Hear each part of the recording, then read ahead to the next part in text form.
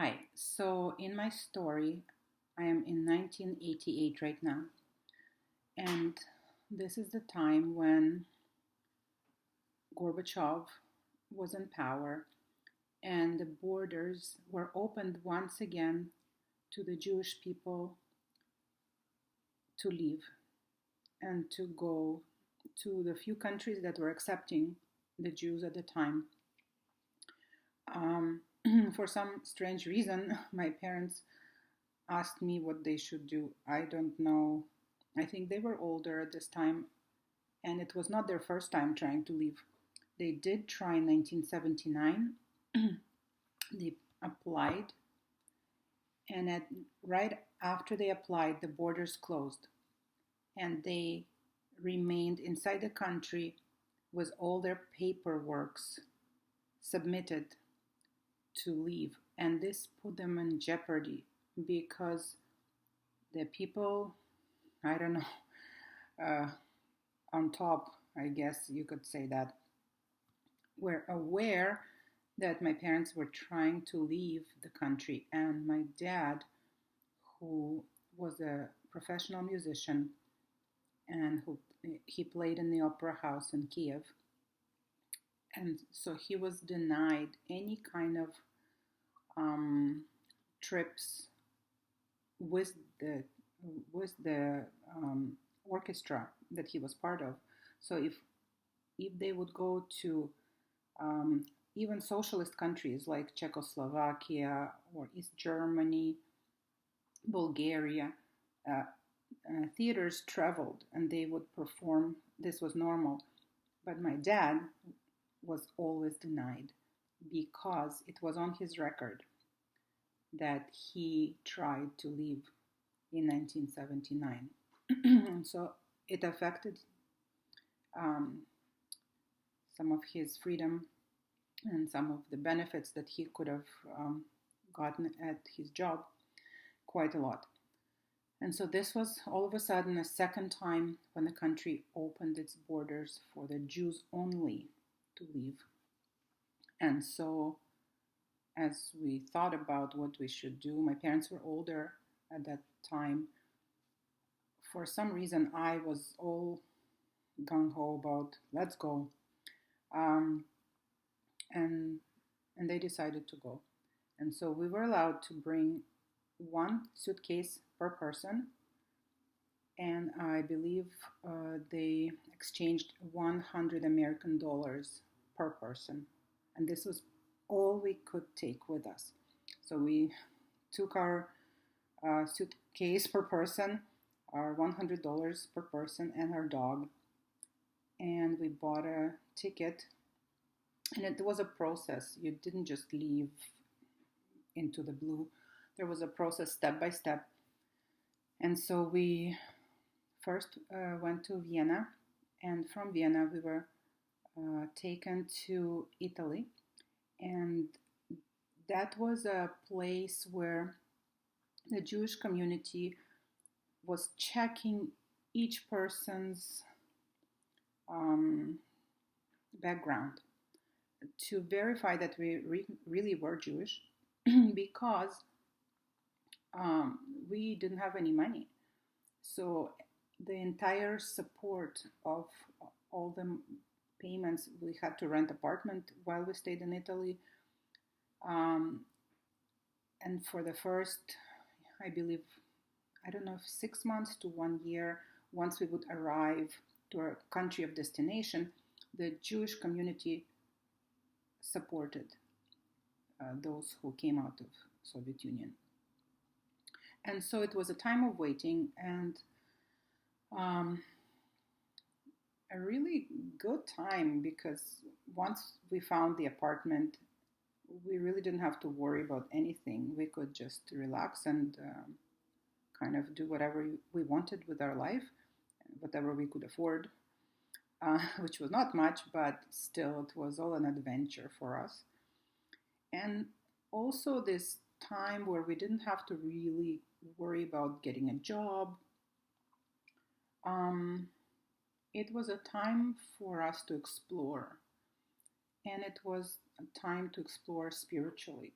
And we were hungry for something more than what we were allowed to believe back home. And the first thing that I did was go to the synagogue. And there were rabbis, I believe they were Orthodox, um, who were from Canada and maybe from United States, who were there as a part of this entire process, because obviously the Jewish community was sponsoring all this.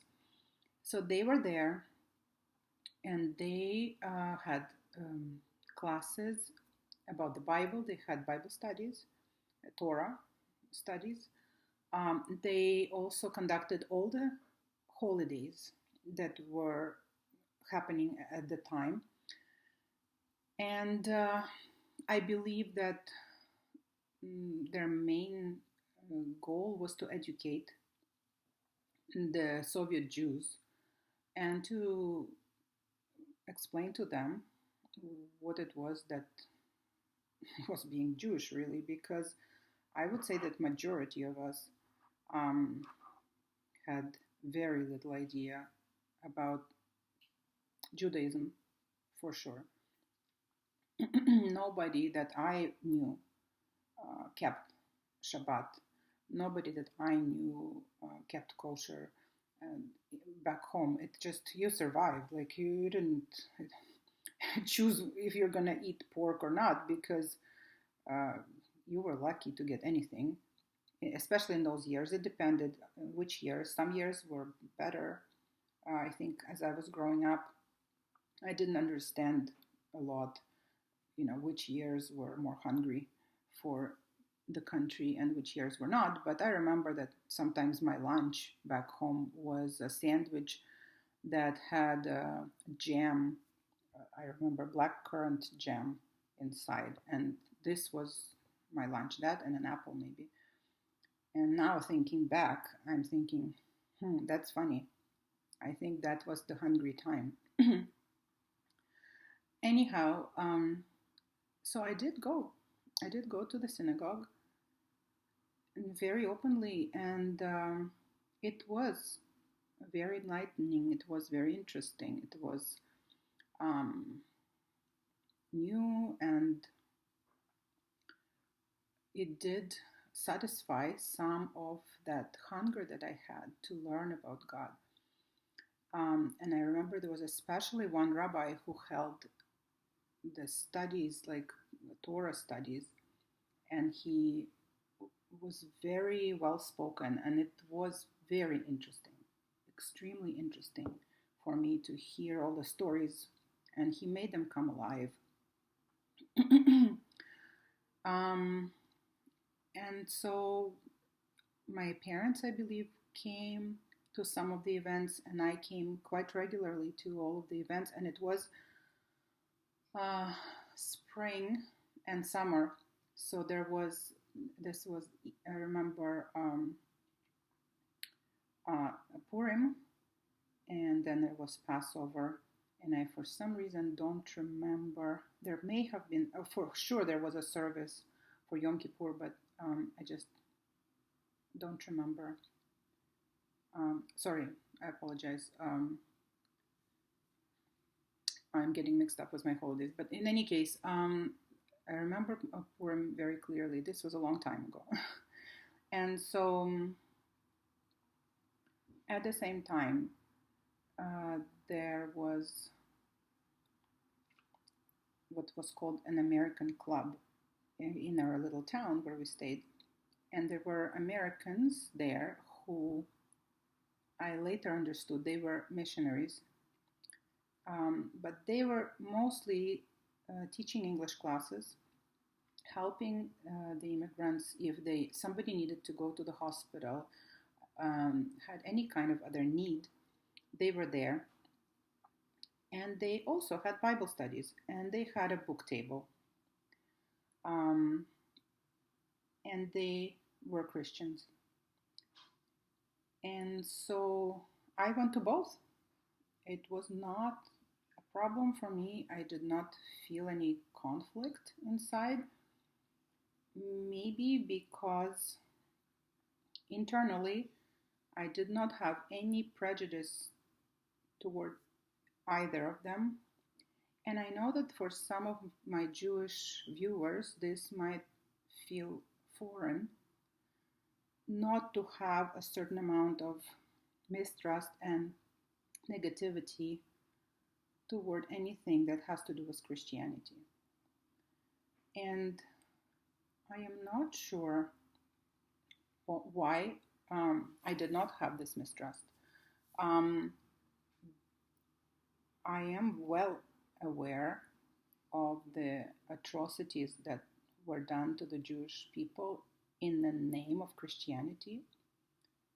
I know that many Jews were displaced and either forced to accept Christianity, in certain centuries, few centuries ago, in Spain and in other countries.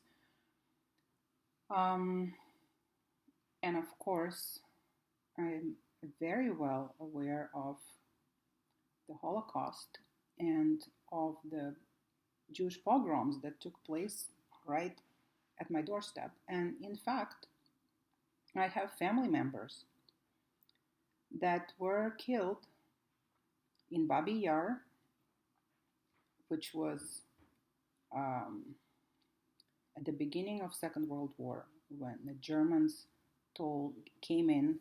They already invaded Ukraine. They were in Kiev, and they told the Jewish people to pack their suitcases and come to a certain place, and that they will be transported to Germany and kind of freed from the Soviets. This was the explanation.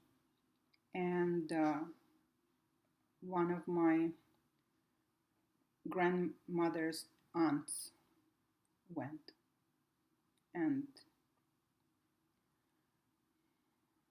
what happened to them there is history. They never came back from there, and they were never transported. And there is still a memorial to the people who died in that place. And so my grandmother's aunt was one of them. And in fact, my grandfather's dad, so my great-grandfather, a Jewish great-grandfather,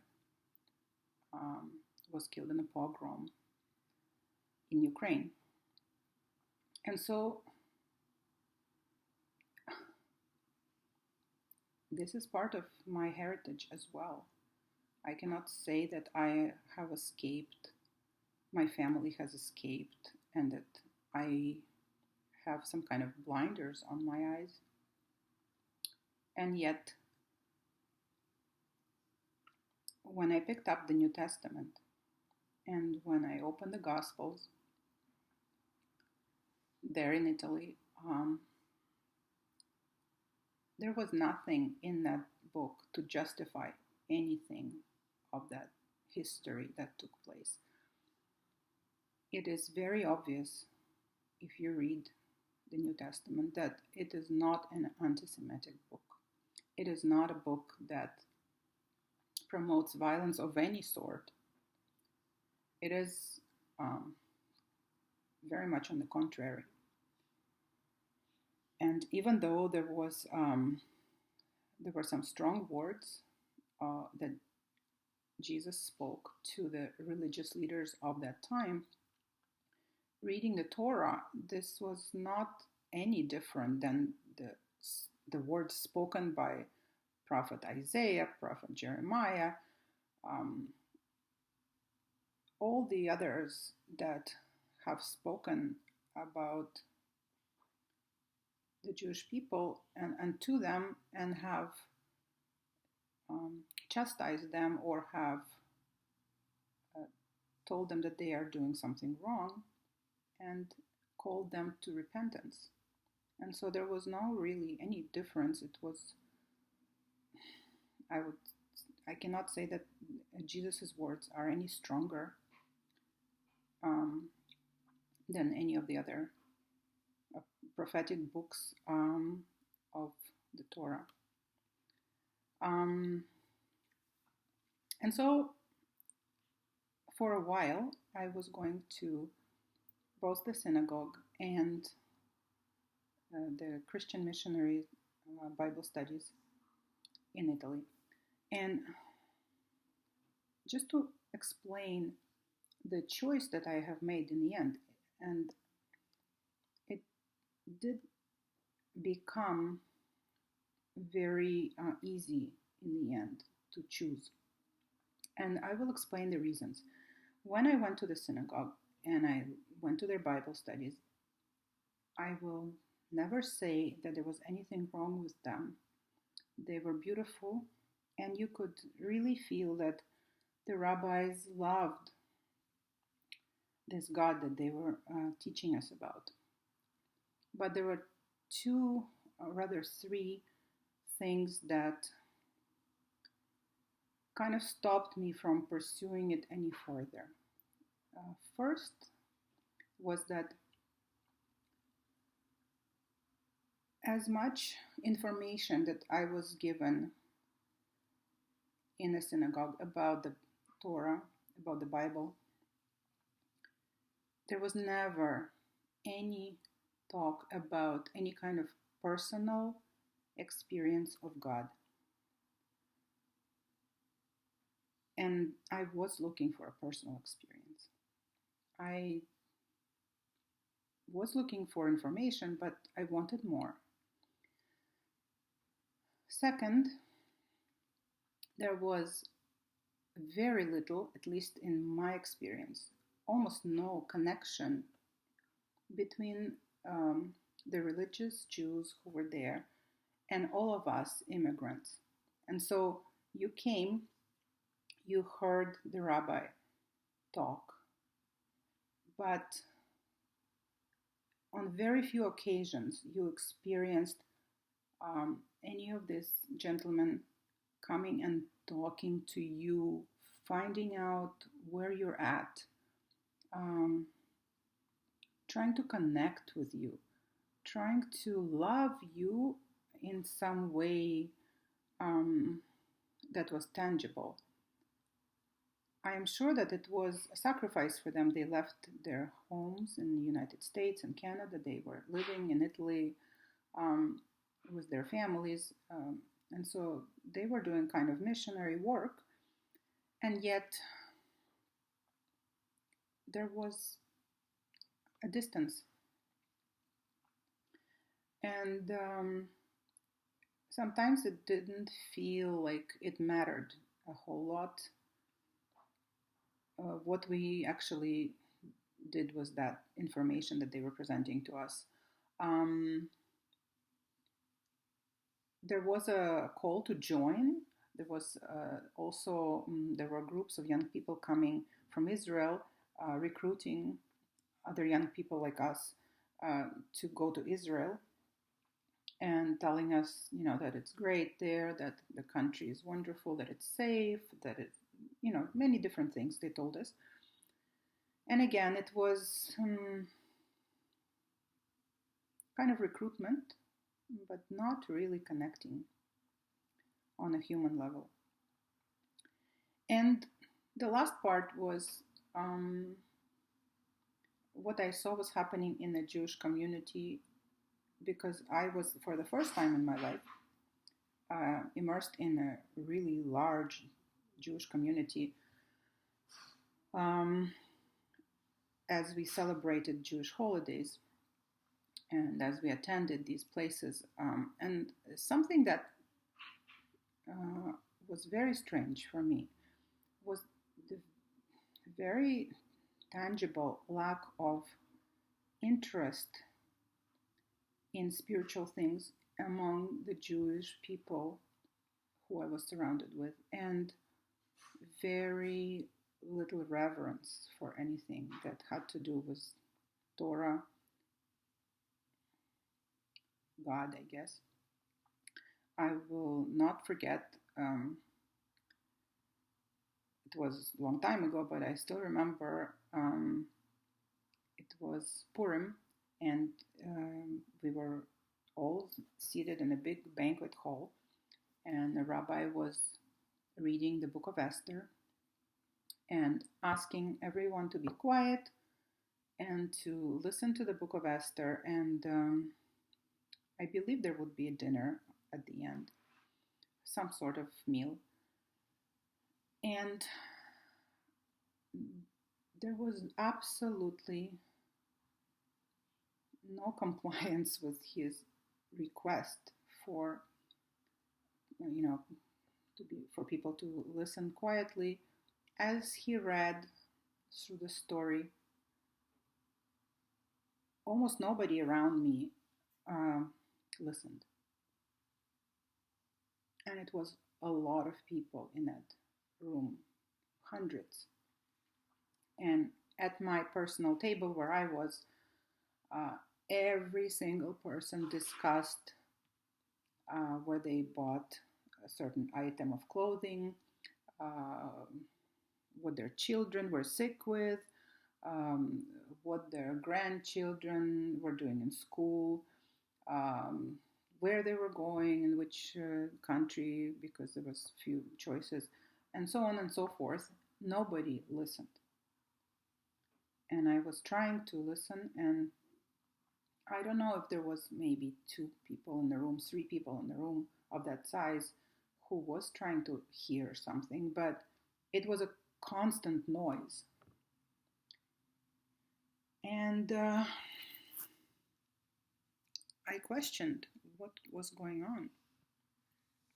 These were Jewish people. These were people who had a chance to leave behind a secular country. They had a chance to, if not become religious, but at least learn about their roots, about Torah, which was so important to the Jewish people. I don't even know what Jewish people would be without faith in God of some kind. In any case, there was no interest. And I also felt that, I don't know if the rabbis who were teaching us were frustrated with this or not, but it did not seem to bother them that much either. It was almost like they did their thing, they explained to us, they read from Torah, they did the rituals that were involved in whichever holiday that was, and that was it.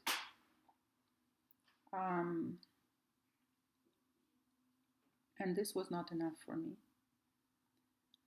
And so I was reading the New Testament that I got from the American Club, as it was called.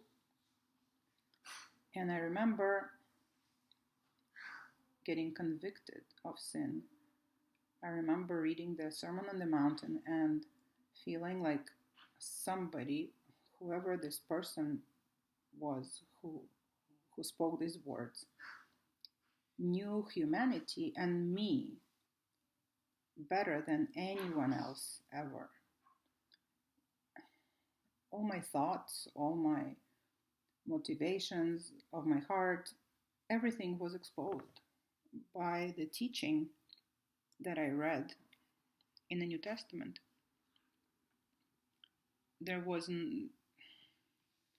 I didn't feel like it was hateful teaching. It was very loving, and yet it was very direct about the condition of my heart.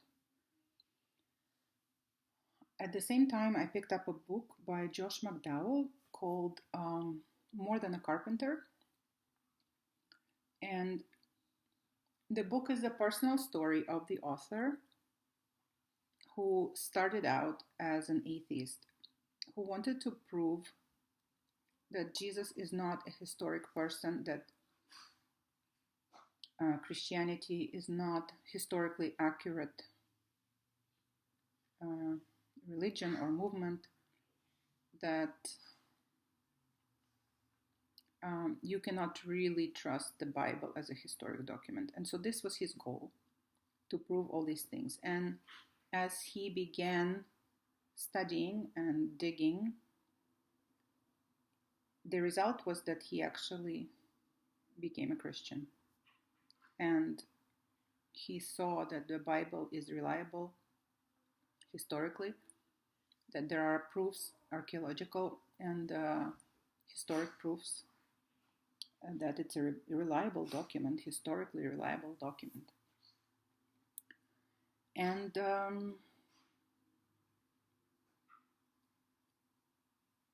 when I finished reading the book,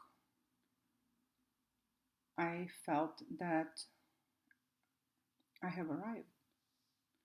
This is what I am looking for. And another thing to add on to all this is that I did not feel that I was joining a different religion than what that was different and foreign to being Jewish. Everything that takes place in the New Testament, especially in the Gospels, is taking place in Israel. Jesus was not Greek, he was not Italian, he was not Roman, he was Jewish. He was born in a Jewish town of Bethlehem in Israel. His entire ministry was in Israel. And the fact that some of the names of his disciples are names that sound Greek, like John and Peter, you need to educate yourself that these were not their original names. And in the gospel, it's very clear that Peter was Shimon, that Apostle Paul originally was Saul, and so on. And they lived in a culture that was heavily influenced by Greek culture. And so the Gospels are written in Aramaic and some other parts of the New Testament in Greek and so on. But this was the result of the heavy influence of that culture of the day on the Jewish culture. And so there is no conflict there. And also there is no conflict because Jesus, or his name was not Jesus, his name was Yeshua. He had a Jewish name, and Jesus is a Greek translation of it. And many people don't know this. Many Jewish people don't know this, and many non-Jewish people don't know this. There are people who believe that Jesus was Roman, Italian, Catholic, many things, but none of these things are true. And more so, the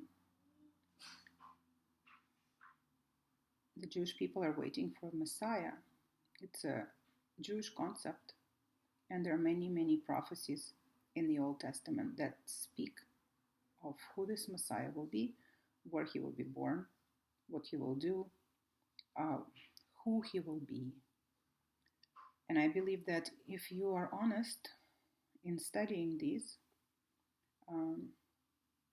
you cannot avoid the conclusion that there was a person who fulfilled all these things, and his name was Yeshua, or Jesus in Greek. And so in the next video, I will share what happened when I prayed to this Yeshua.